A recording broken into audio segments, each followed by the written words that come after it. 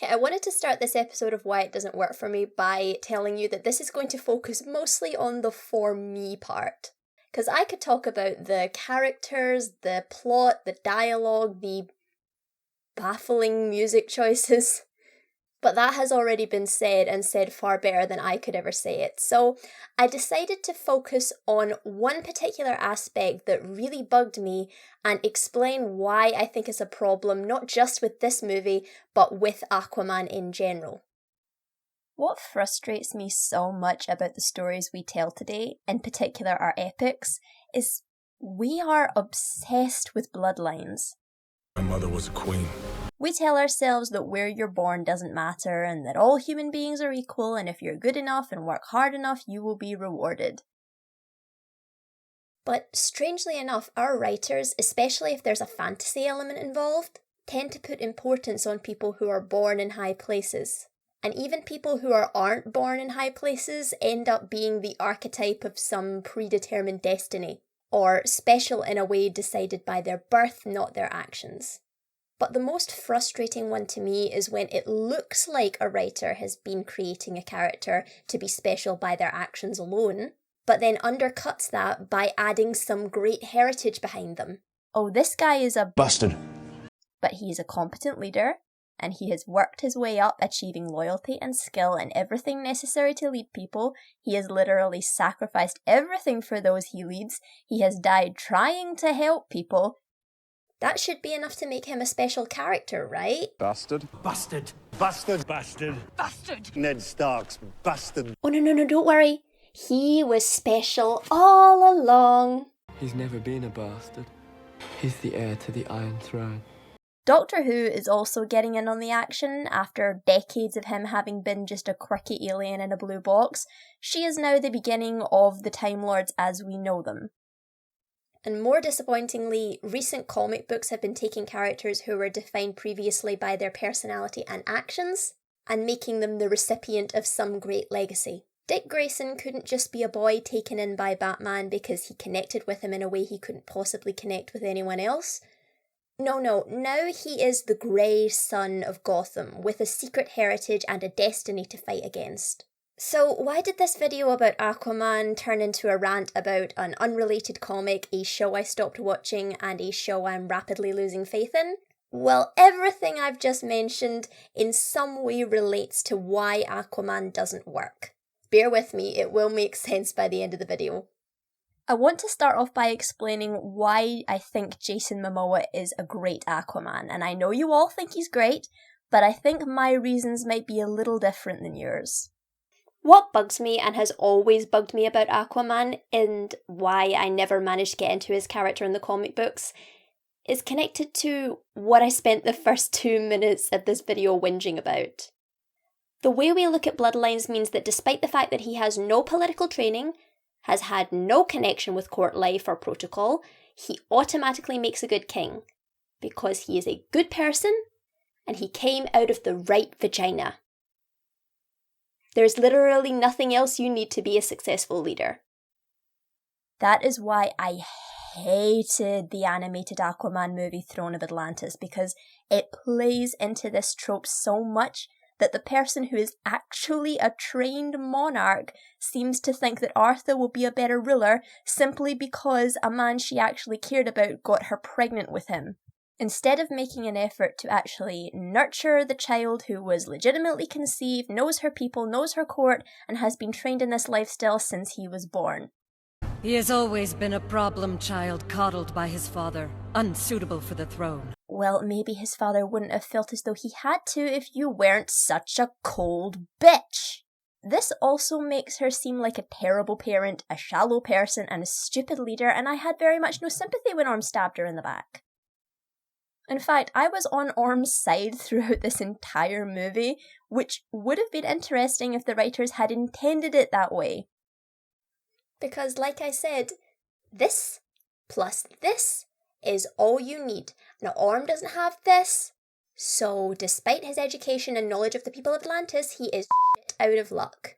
I really like this reimagining of Aquaman because, let's face it, if you were raised by a single father beside the sea in the middle of nowhere and look like Jason Momoa, this is probably how you would turn out. My man! Not like this. I also like the fact that Orm looks far more regal than Arthur ever could. Too bad the film didn't have the imagination to run with that. One true king. Once again, all they do is make sure Orm doesn't fit into the fictional monarch equation, so Arthur has to be king. Healthcare? Education? Taxes? What are you gonna do about all those things, Arthur? But no, he just got a better fork and beat the current king despite running away from the first battle, meaning he forfeit, but... I give you King Arthur of Atlantis. Yay! Why are we cheering this? It is made even worse by the fact that the movie knows this. I'm no leader. I'm not a king. I do not work or play well with others. Something you conveniently forgot, apparently. I give you King Arthur. The film also tries to justify Arthur being king by saying this. What could be greater than a king? A hero. A king fights only for his nation. You fight for everyone.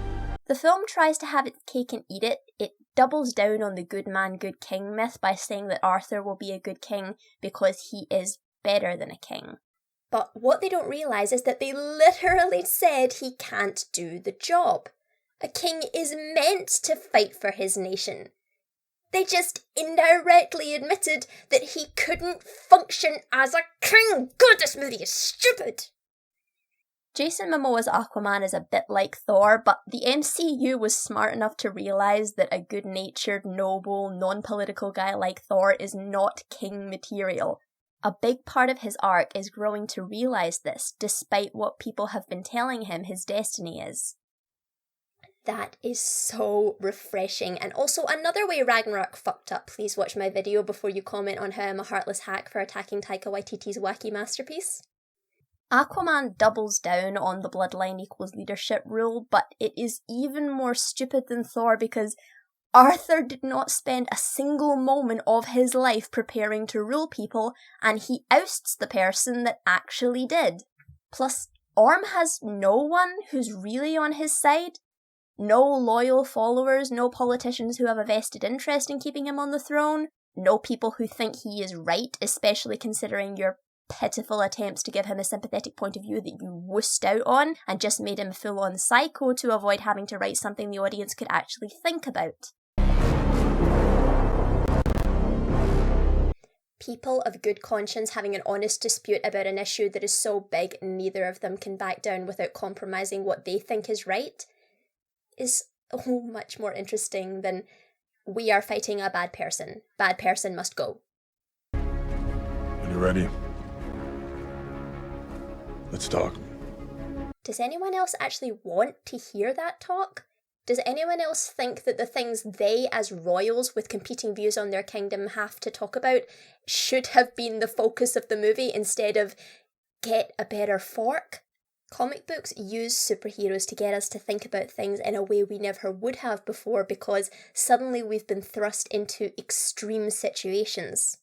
Comic book movies since The Dark Knight, and arguably even before then, understand this and pose questions about the nature of good and evil, justice and vengeance, forgiveness, accountability, responsibility, even manages to get in a non-preachy environmental subplot.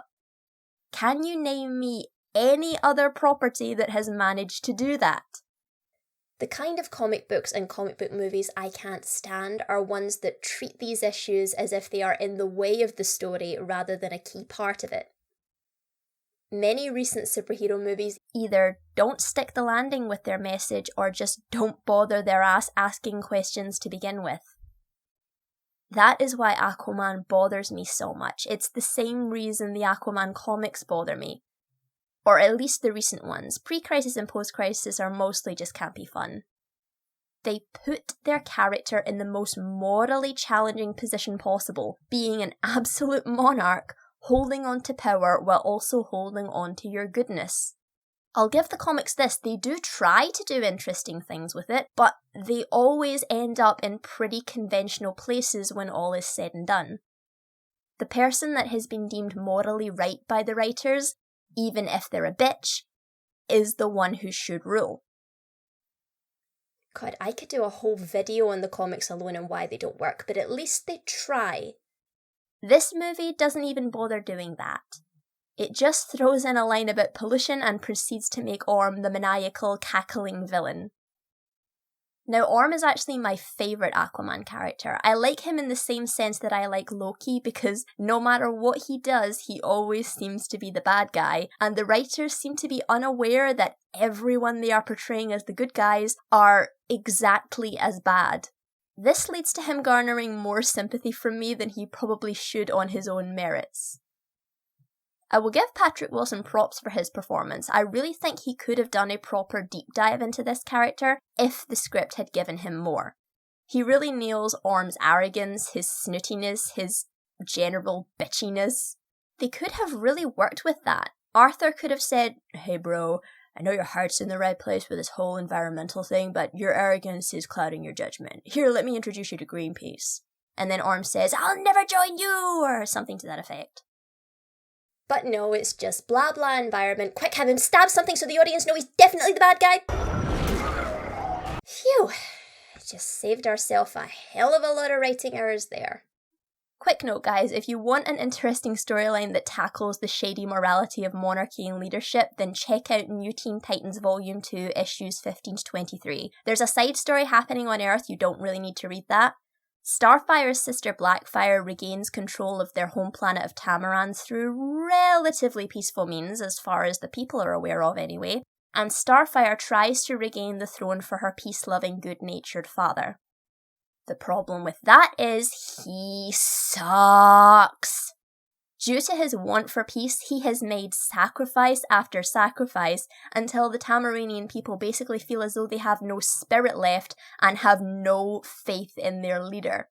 In the process of trying to get the throne back, Starfire invades Tamaran and causes so much unnecessary damage because Blackfire has actually been doing a decent job. Ultimately, the throne is given to her because even though the people love their king, he is useless at his job. And they look at Blackfire and think, well, she's a serious but she certainly gets shit done. God, Blackfire is the most underrated comic book villain of all time. No, not her. She is way more interesting than just a bitchy big sister. Starfire, being of a sweet nature herself, is so distressed and confused by this. She resolves that she can't live on Tamaran anymore, and God, this storyline is just so good! And I just wanted to leave off by saying that I do not subscribe to these views, but I do find them interesting and far more relevant now than they ever were when they were written. Sorry, I know I went off on a tangent there, but I just wanted to show you how good storylines about conflicting ideologies on leadership can be. It's not just a case of one party being evil and therefore unfit to rule and vice versa.